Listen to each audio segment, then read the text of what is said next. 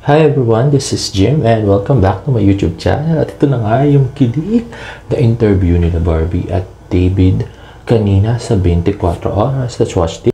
Okay, so yun na nga, pati teaser ng interview. Para sa mga pasabog at malapelikulang eksena sa Barda version ng hit 90s film na Maging Sino Ka Man.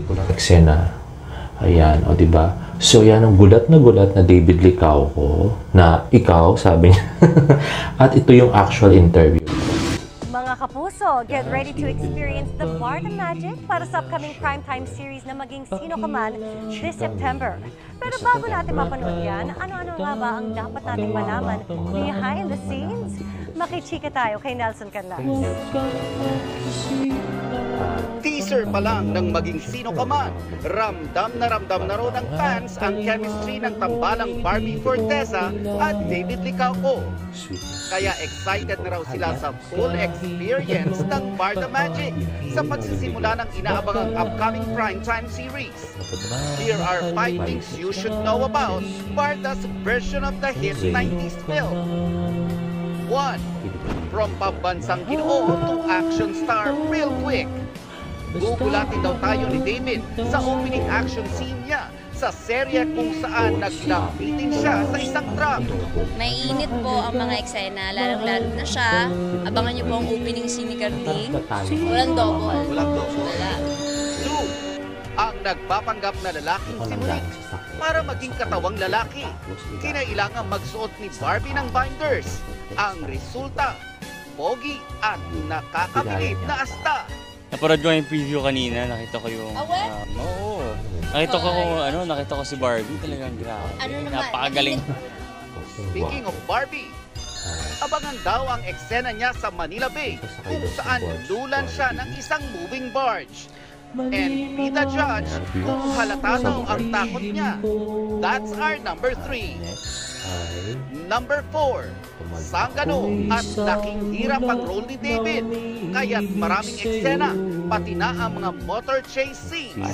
Kinunan sa mga iskinita ng Quezon City at Maynila. Para authentic daw ang feels ng mga eksena ay kinukunan nito sa mga makikipot na iskinita katulad nga nito, yung papunta sa bahay ni Carding. Ito ang bahay ni Carding, ang kanyang mansyon. And last but not the least, hindi na kinailangan ni Barbie at David na mag-workshop bago simulan ang serye. Dahil malaking tulong na raw ang nabuo nilang friendship mula pa sa Maria Clara at Ibarra bilang Binibining Clyde at Ginoong Fidel na nasundan pa ng maraming projects together. Ako naman ever since kasi parang ang gaan lang pag andito si David sa set. Parang feeling ko lagi I have someone to talk to. Kunyari pagka pagod na ako, parang ang gaan lang pag nakikita ko siya. Kanina, ka-eksena ko yung bata, parang iba, parang mas pinakabahan ako. Familiarity rin kasi with Barbie, so like everything is easier. Nelson Canlas. Lobat na yung isa yung papasaya. Kasi lagi nag-aano yan, nag-asaran. O yun, yung kilig interview nila at kitang-kita naman yung mga chest at biceps ni David Licao ko. Halatang nag-gym lagi. Gwapong-gwapo. At syempre, ang ating cute na si Barbie Forteza na naka-cap. Na walang makeup yan pero ang ganda-ganda pa rin. Ang cute-cute. Diba? At syempre, dun sa interview nga ay namamalat yung boses ni Barbie. So halatang galing siya sa sakit. Sabi nga may tweet nga si ate niya, si Gabriel, na galing daw siya sa tangkaso tapos nagsasayaw na. At syempre yung chemistry talaga nila iba pagka sila yung magkasama, no? So talagang kinikilig talaga kahit na interview lang to. So paano pa kaya kung gumawa pa sila ng mga fan service, diba? So next naman ay yung tweet ni David kanina. So sabi niya, si Carding pumout. Tsaka laughing emoji. So ang cute, no? Parang siya nag-model ng chinelas. Tsaka ng sando, no? Gwapo niya. Nakaupo doon. At sabi naman ni Sir Nathan Perolino na kanyang stylist, good evening. Hashtag maging sino ka mga hashtag Carding. Hashtag David Licao ko. At ito pala ay isang action scene na yung manununtok si David sa isang nakamotor. So, yan. Hindi masyadong buo yung scene para, hindi siya spoiler kung anong gagawin ni David. Pero, yan, may mga patalon-talon. Yan, tumalon sa, railings ng, bahay, parang pintana. Parang railings, parang ganon, whatever. Tapos yun, suntok na nakamotor, diba? Action star. Ang ating David, ang gwapong-gwapong David Licao, at yun nga si Direct Enzo. Parang hindi siya. Anyway, ito si Barbie.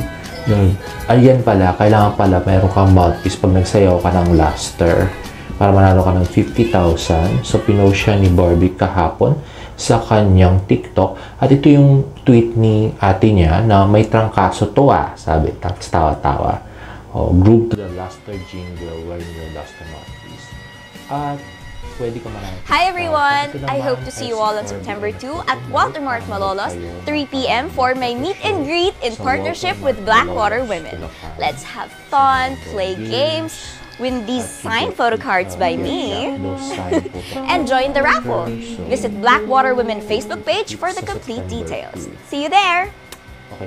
And you could go to Blackwater page for FB page for more details. Okay, next naman ay pumout ang gwapong magkapatid na si David at saka si James. Pwede nang mamili, pwedeng sabay, Joe. Gwapo pareho, di ba? Kahit na pouty. In IG story pala yan ni Tita Eden Licao ko, proud mom kanina. Next. And okay, that's all for today. If you like this video, please hit the like button and please subscribe to my YouTube channel for more Barda updates. See you in my next vlog. Bye!